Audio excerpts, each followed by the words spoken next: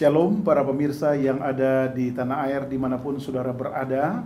Pada jam yang indah ini, momen yang luar biasa ini, kami percaya ada kuasa Roh Kudus, sehingga kita akan melihat atau membahas satu pelajaran yang mantap, yang baik dan luar biasa. Karena Allah kita Allah yang luar biasa.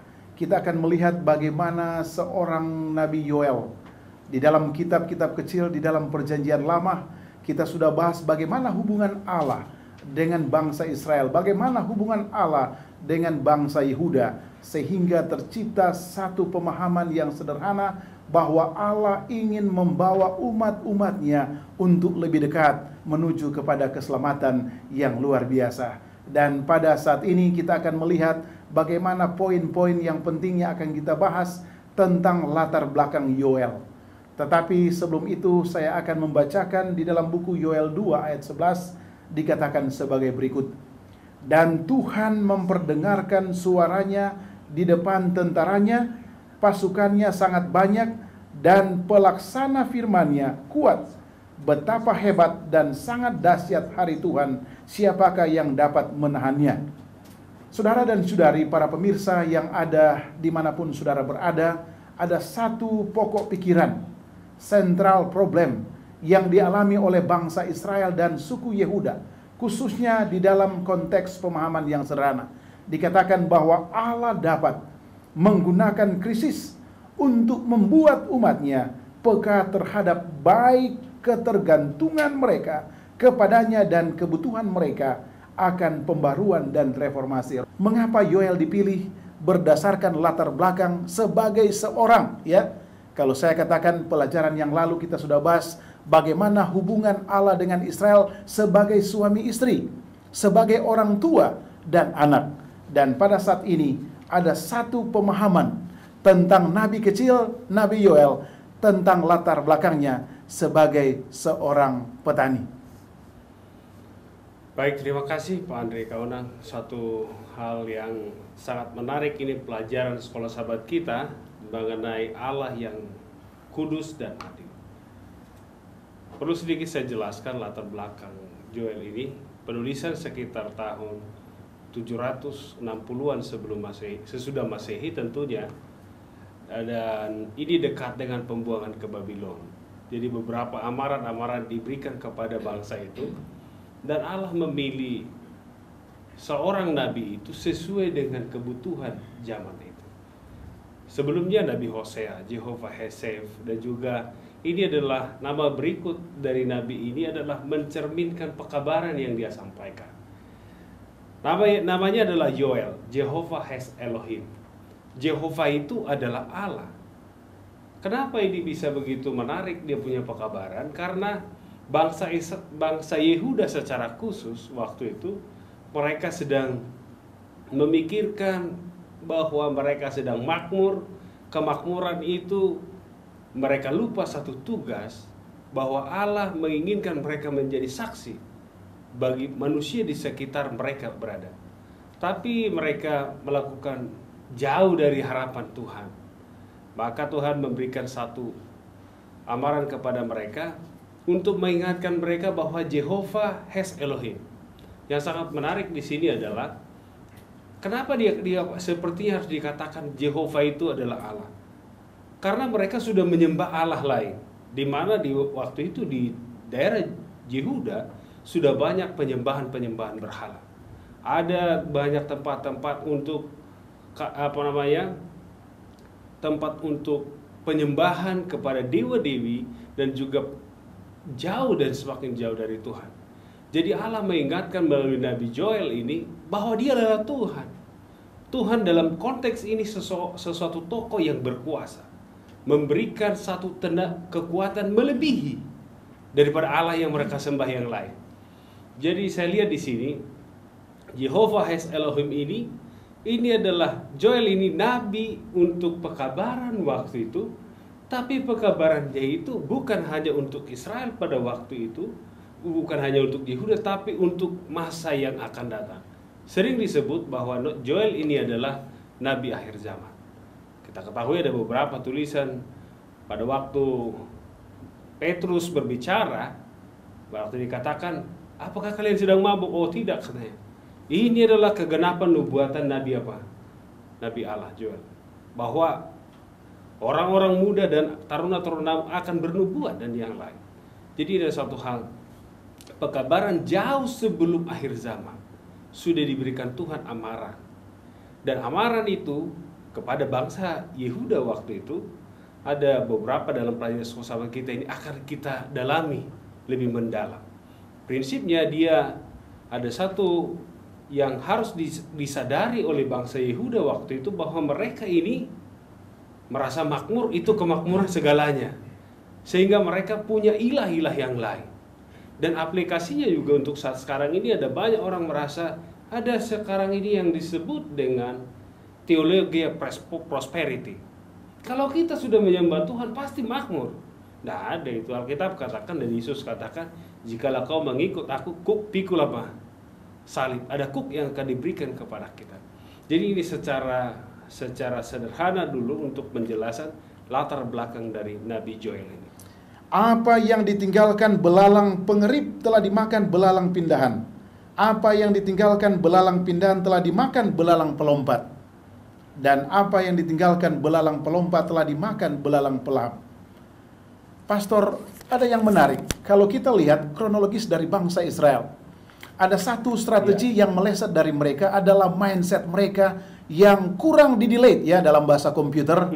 Kadang-kadang banyak virus ya, sehingga menimbulkan problema-problema yang kadangkala usernya atau penggunanya juga bingung untuk melepaskan problem tersebut. Kalau kita lihat perjalanan bangsa Israel dari tanah Mesir, ya rajanya adalah Firaun. Betul. Ada langkah-langkah atau step-step yang Allah sudah wanti-wanti kepada pemimpin mereka, baik itu Yosua, baik itu Moses, bahwa tolong ditinggalkan cara pandang yang lama dan melihat kepada Allah dengan pembuktian-pembuktian mujizat. Kita lihat yang pertama, tiang awan dan tiang api. Salah satu momen yang sebenarnya kejiwaan manusia, orang-orang Israel sudah melupakan akan cara pandang lifestyle mereka pada kehidupan yang Old Testament, di dalam kehidupan khususnya mencari materi kehidupan sehari-hari. Timbul pertanyaan, Pastor Hutapea, bagaimana dan kenapa mindset orang Israel ini secara keturunan ya, bayangkan ada yang sudah meninggal, keturunan berikut, keturunan yang terakhir pun masih memiliki filosofi yang sama, adalah Allah yang di seberang sana lebih menarik dari Allah yang saya sembah setiap hari. Sehingga momen Yoel ini dapat diaplikasikan dan dapat diterjemahkan dalam bentuk penghakiman dan catatan untuk membinasakan orang-orang Israel, khususnya pada saat mereka tidak mau melihat kepada Allah yang sebenarnya. Apa reasonnya? Apa sebabnya? Sehingga mindset mereka ini tidak pernah dibersihkan dari cara pandang secara apa? Keturunan sampai kepada nabi kecil, Nabi Hosea. Bagaimana pandangan hamba Tuhan, Pendeta Hutapea? Saya harus jelaskan sedikit lagi dalam hal ini. Kita ketahui bahwa bangsa Israel itu punya background. Amin. Background mereka itu adalah gembala. Amin. Bukan petani. Setelah mereka menetap di tanah Kanaan, tanah perjanjian itu, sekarang mereka berubah fungsi. Dari seorang penggembala itu mereka harus belajar bertani. Pada saat mereka bertani ini, mereka bertanya, bagaimana cara bertani? Cuma yang menjadi salah di sini, mereka bertanya kepada orang yang salah. Karena mereka bertanya kepada orang Amori, orang Moab, orang apa yang di sekitar mereka yang menyembah dewa. Amen. Dan mereka diajarlah untuk kalau supaya subur kita ke dewa kesuburan, dewa Artemis, maka terjadi, dan mereka akhirnya mengikut. Seperti dalam hal ini, mereka karena ketidaktahuan mereka ini, mereka bertanya kepada yang salah. Sementara Allah sudah siapkan segala sesuatu. Jadi kalau mereka kurang paham, sebenarnya Allah berikan hikmah. Kalau kita lihat dalam sejarah perjalanan bangsa Israel dari Mesir ke tanah Kanaan, tanda kutip, mereka ada kurang lebih 600.000 orang dewasa, katanya kurang lebih 3 juta orang. Tapi dalam perkemahan 3 juta ini tidak bau. Karena mereka sudah dididik sanitasi yang baik. Saudara bisa bayangkan kalau 3 juta orang sedang migrasi, kalau pagi-pagi bagaimana untuk urusan belakang itu akan bertaburan, tapi mereka diajar sanitasi. Tuhan itu punya hikmat melebihi daripada mereka ini. Inilah alasan juga kenapa dalam hal ini mereka jadi salah, bertanya kepada yang salah. Demikian juga mungkin sebagai aplikasi untuk kita saat sekarang ini. Kita mau belajar firman Tuhan, bertanya kepada yang salah, sehingga doktrinnya jadi salah, sehingga membawa jauh dari Tuhan. Dan ini juga saya ingatkan dalam pelajaran sekolah sahabat kita, diingatkan bangsa Israel waktu itu, bangsa Yehudi secara khusus, mereka mau dihadapkan kepada suatu fase di mana mereka rasa makmur. Tapi pada waktu itu Joel katakan engkau akan binasa dengan rasa makmur yang kau rasakan itu, bahwa Jehovah has Elohim, bahwa Yesus Jehovah itu adalah Allah, bukan yang lain. Maka dikirimkanlah malapetaka, dalam tanda kutip diberikan waktu itu adalah gambaran seperti belalang. Belalang ini memang di tanah Kanaan itu adalah sangat ditakuti, karena itu berjuta-juta, bahkan bermiliar-miliar, dan akhirnya itu kalau hingga habis semua. Jadi kedatangan belalang ini, belalang pelahap ini, segala macam ini membuat tandus tanah itu, dan akhirnya mereka harus gagal panen beberapa saat. Dan mereka ketahui kalau ini terjadi, ya kalau kita ketahui kalau isi kantong habis ya susah, yang akan berkepanjangan. Dan selain itu juga bangsa-bangsa di Timur Tengah itu mereka punya kebiasaan kalau menyerang satu suku, satu bangsa, mereka bakar habis hutannya. Karena ini butuh waktu lama. Jadi hutan itu kalau sudah habis ya tentunya air tidak banyak mengalir dan segala macam. Itu mempengaruhi sistem kehidupan mereka. Dan inilah alasan sehingga mereka selalu membakar hutan dan kesukaran semakin besar. Dan ini saya lihat dalam hal ini, inilah bencana kepada orang yang tidak percaya kepada Tuhan. Amen. Sebagai aplikasi dalam hal ini saya lihat, kalau mereka bertanya kepada Tuhan, pada waktu air pahit, kan mereka dimarah itu waktu itu air sedang pahit. Bagaimana mengatasi ini? Tidak ada cara lain menurut mereka. Tapi Allah hanya kasih sederhana. Ambil kayu, lempar kayu itu ke apa? Ke air itu, dan air itu berubah menjadi apa? Manis. Kalau sekiranya bangsa Israel, bangsa Yehudi secara khusus bertanya kepada Allah, ada banyak nabi yang dikirim untuk mereka. Tapi sekarang mereka mau instan, cari yang cepat. Dan akhirnya mereka jauh dari Tuhan. Jadi dalam konteks ini saya lihat pelajaran sekolah sahabat kita ini mengingatkan bahwasanya kalau kita jauh dari rancangan Tuhan, kita sedang mempersiapkan malapetaka yang besar. Jadi untuk diri kita sendiri dan untuk banyak orang. Dan bukan hanya untuk diri kita, tapi untuk banyak orang. Seperti kita lihat sekarang ini ada banyak orang sedang ribut di Korea. Masalah teknologi nuklir. Mereka beranggapan membangun kekuasaan untuk supaya jadi superpower. Tapi mereka sedang mempersiapkan kebinasaan. Saya juga ingat pada waktu saya coba pelajari kenapa Tuhan batalkan pembangunan Babel, Menara Babel. Coba baca Alkitab. Dijelaskan mereka membakar batu bata.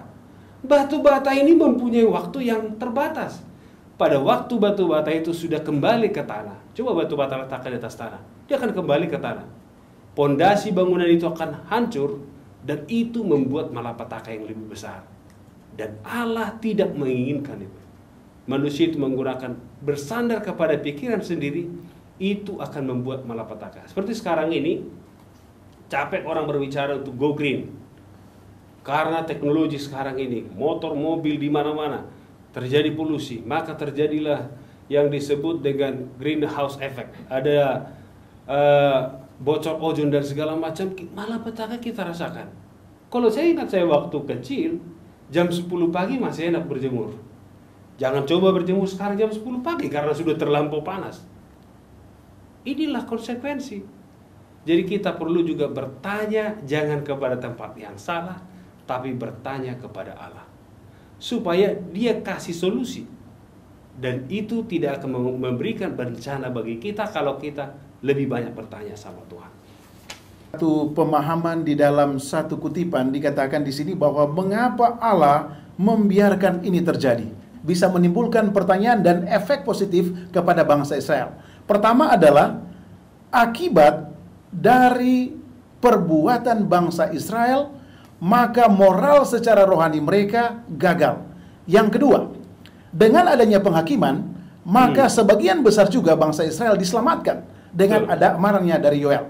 Menurut hamba Tuhan, Pendeta Hutapea, bagaimana mengantisipasi dua strategi ini yang berbeda, tetapi ujung-ujungnya adalah penyelamatan jiwa-jiwa yang Tuhan inginkan bahwa mereka ini adalah biji mata Tuhan. Yang satu adalah tidak perlu bertobat, tidak perlu diberi amaran, selamat. Tetapi yang satu diberikan satu pemahaman bahkan kematian. Sudah lihat Nathan dan Abihu, salah satu umat Tuhan pada saat itu juga kena momen kebinasaan. Tetapi ada juga yang senang-senang beribadah kepada Tuhan, tetapi dua hal ini memiliki cambuk yang berbeda. Bagaimana aplikasi hamba Tuhan Pendeta Hutapea untuk mengartikan bahwa dengan cambuk pun orang selamat, dengan kata firman pun orang akan selamat? Ini satu pertanyaan yang luar biasa saya rasa. Jadi ini antik ini pertanyaan. Kok seperti Tuhan biarkan? Saya tanya kembali, apakah Tuhan memang biarkan? Kalau kita mengerti rencana Tuhan adalah seseorang yang dibiarkan itu adalah Allah memberikan kesempatan kepada kita untuk merasakan. Saya punya pengalaman, saya lihat ini anak kecil di tempat saya dibesarkan. Anak kecil ini ketepatan waktu itu mati lampu listrik, jadi ada lampu yang kecil dari api, jadi dikatakan lampu semprong ini, dan dikatakan papanya bilang, jangan pegang. Anak ini marah dia, dan akhirnya dia bilang, sudah. Papanya bilang, dan akhirnya dikasihlah pipinya ke lampu itu, terbakarlah pipinya, dan dia menangis. Saya lihat anak itu setelah itu bertobat, dia tidak pernah, udah tahu itu bahaya. Allah mengizinkan masalah itu datang kepada mereka, kepada bangsa Israel. Itu adalah bukti kasih. Allah tidak menginginkan manusia itu seperti robot. Diperintah, oke, ikut. Mesti seperti yang dia enggak. Dia betul-betul berikan kesempatan kepada kita untuk memilih apa yang terbaik untuk kita. Jadi saya lihat dalam konteks ini, Allah sedang memberikan kesempatan kepada mereka untuk berubah, memperbaiki kelemahan. Dan ini juga amaran untuk kita sekarang ini. Kadang-kadang kita sadari kalau Tuhan langsung panis kita pada waktu kita bersalah, seluruh pemirsa nggak ada yang hidup sampai sekarang. Bukan hanya kita, seluruh pemirsa ini nggak akan ada yang hidup. Karena kita banyak kesalahan. Tapi kasih karunia Tuhan itu memberikan kesempatan kepada setiap kita untuk bertobat. Jadi ini dibiarkan itu untuk pertobatan, untuk kebaikan kita bersama. Dan kita akan sambung dengan satu golden opportunity yang lebih mantap, karena Allah bekerja di dalam setiap kasih. Dan Allah selalu ingin supaya banyak umatnya yang akan bersama-sama dengan dia, bila mana telah disiapkan satu tempat yang lebih mantap dan luar biasa. Oke, shalom para pemirsa, kita ketemu kembali pada satu titik kesimpulan di dalam pelajaran kita saat ini adalah kata proklamasi, ya. Kita lihat bangsa dan negara Indonesia yang tercinta pernah dijajah oleh bermacam-macam jenis bangsa, ya. Portugal, ada bangsa Inggris, ada bangsa Belanda, bangsa Jepang. Tetapi ada satu kata atau pertanyaan yang bisa diartikan secara rohani kepada bangsa Israel. Kita lihat. Dalam konsep pemasaran ada namanya introduction atau pendahuluan, yang kedua growth, ada pertumbuhan, yang ketiga ada maturity atau kematangan, dan yang keempat ada declining. Ya, ini satu proses yang sebenarnya sangat diwanti-wanti oleh Allah kepada Nabi Yoel pada saat itu. Timbul satu pertanyaan, Allah membiarkan, ya, kata-kata manusia ke dalam taraf yang terakhir. Sudah decline. Moral, ekonomi, egoisme, cara pandang sudah masuk kepada taraf yang berbahaya. Mengapa Allah tidak wanti-wanti pada saat bangsa Israel masih berumur muda, belum tahu apa-apa, langsung dibuat cambuk yang luar biasa, dan efeknya kepada apa? Kematian. Dihubungkan di dalam buku Yesaya 25 ayat 9 dan buku Yoel 2 ayat 23 dan Kisah 2 ayat 21. Dikatakan bahwa bila mana kita memproklamasikan nama Tuhan berarti apa? Baik. Tetapi bila mana bangsa Israel tidak memproklamasikan nama Tuhan, maka efeknya tidak baik. Hamba Tuhan Pendeta Hutapea menarik sekali pemahaman ini, dan tentunya ada cara dan rangkuman yang positif bagi bangsa Israel dan umat-umat yang ada, karena pelajaran ini bukan saja kepada bangsa Israel, tetapi kepada satu kehidupan long term yang akan datang. Konsep-konsep apa atau poin-poin apa yang bisa hamba Tuhan Pendeta Hutapea sarankan sehingga hubungan antara hukuman yang disampaikan oleh Yoel kepada bangsa Israel bisa menjadi wanti-wanti bagi saya dan saudara untuk siap. I want to be ready when Jesus second coming. Itu bahasa-bahasa orang bule katanya. Saya siap bila mana Yesus datang kedua kali, dengan mempelajari bagaimana kredibilitas bangsa Israel yang bisa dihubungkan dengan keselamatan pada era modern saat ini. Baik, terima kasih. Satu pertanyaan yang berat untuk dijawab tentunya pelajaran ini. Saya lihat dalam hal ini Allah tidak pernah membiarkan. Amen. Tapi ada timing. Timing ya. Dengan kata lain, Allah memberikan kesempatan untuk bertobat. Mereka menyadari kesalahan mereka. Secara alami tidak bisa. Kemudian dia kirim seorang nabi secara khusus untuk mengingatkan mereka. Warning. Beliau menyampaikan trompet bahwa kamu itu sudah salah. Sekarang bertobat. Pertobatanmu itu bukan jangan dari mulut, tapi sekarang dari hati. Ada banyak akhir zaman ini orang seperti bertobat, di belakang hidupnya tidak sesuai. Pada waktu dia berkhotbah seperti malaikat, tetapi di belakang hidupnya tidak sesuai apa yang dia khotbahkan. Dan ini juga kepada bangsa Israel diingatkan, pertobatan itu bukan dari tampilan sebagai artis, tapi dari hati yang paling dalam. Sehingga bila mana kita sudah bertobat dari hati, kita diberi kuasa. Pelajaran sekolah sahabat kita jelaskan bahwa kita akan dicurahi Roh Kudus. Amen. Diberikan powerful. Sehingga kita berkuasa untuk menyampaikan firman itu. Kekuasaan itu akan diberikan kepada kita bila mana Roh Kudus menuntun kita. Dan kita lihat, Rasul Petrus contoh, salah satu yang saya sangat sederhana, saya lihat dia, baik seperti yang saya katakan, dari semula bangsa Israel ini punya kekurangan-kekurangan tentunya dalam hal ini. Tapi saya lihat bangsa Israel diberikan amaran, dan tadi saya ingatkan bahwa seperti Rasul Petrus, semula dia seorang yang pada waktu Yesus ditangkap, kamu kan salah satu di antara dia. Dia bilang, saya tidak kenal dia. Satu lagi bilang, kau kan dia sampai mati saya nggak kenal dia. Tetapi pada waktu dia dicurahi Roh Kudus, semua orang nggak ada yang berani bicara, tapi Petrus berbicara. Apa yang kami sampaikan sekarang ini adalah nubuatan yang telah digenapi, bahwa orang-orang muda di antara kamu akan bernubuat, dan kami sedang dicurahi Roh Kudus, dan orang akan lantang menyampaikan firman Tuhan bila mana sudah dikuasai Roh Kudus, sehingga dia bisa memproklamirkan. Kenapa orang tidak berani menginjil sekarang ini? Karena hidupnya nggak sesuai dengan kenyataan. Kalau orang itu sudah dikuasai Roh Kudus, dia menjadi proklamir. Dia akan berkuasa menyampaikan pekabaran firman Tuhan itu kepada siapa saja. Dan satu hal yang kita harus ingat, bahwa ada satu janji Yesus juga bila mana di akhir zaman ini kita menyampaikan firman Tuhan. Dalam Matius pasal 28 ayat 19-20, baptis mereka, tapi ada kata yang di ayat yang 20 dikatakan, aku akan menyertai engkau sampai akhir zaman. Jadi Tuhan tidak hanya membiarkan kita setelah kita diberikan kuasa, dan dibiarkan begitu saja, tapi diproteksi. Dan Tuhan berikan kuasa. Dan saya lihat dari antara rasul-rasul itu, ada kalau belum selesai tugas tidak bisa mati.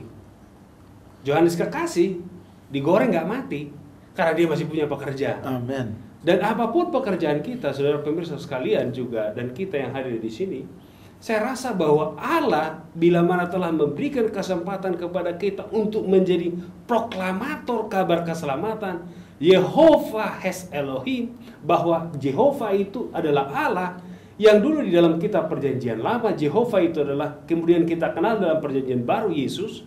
Yesus itu adalah Allah, karena sekarang di akhir zaman ini ada banyak orang tidak percaya bahwa Yesus adalah Allah. Tetapi sesungguhnya dia adalah Allah yang berkuasa, bukan hanya berkuasa, tetapi dalam Yohanes pasal 14 ayat yang ke-6 dikatakan, aku adalah jalan kebenaran dan hidup. Tidak seorang pun sampai kepada Bapa kecuali melalui aku. Satu-satunya jalan menuju ke sorga hanya Yesus. Kalau kita tidak percaya dia sebagai Allah, kita hilang kesempatan masuk sorga. Jadi nubuatan pelajaran dari buku Joel ini adalah pelajaran masa lalu untuk masa yang akan datang. Bagi kita semua, ini artinya ini sekitar tahun 700 sebelum Masehi, sesudah Masehi. Berarti sekitar kurang lebih 100-1300 tahun yang lalu Allah telah memberikan amaran kepada kita supaya kita dipersiapkan untuk menjadi pewaris kerajaan sorga. Allah yang perkasa yang kami kenal melalui Yesus Kristus, terima kasih Tuhan atas pelajaran yang indah ini, di mana Engkau memanggil orang yang sederhana, memanggil seorang Amos hanya gembala Tuhan, untuk menjadi juru kabar bagimu. Demikian juga Tuhan, kiranya di akhir zaman ini Engkau akan panggil kami orang-orang yang sederhana ini untuk menyampaikan kabar baik di sekitar kami. Hamba berdoa secara khusus kepada Pak Andre Kaunang dan seluruh kru. Kiranya Tuhan tuntun kami supaya apa yang kami sampaikan ini menjadi berkat bagi seluruh pemirsa.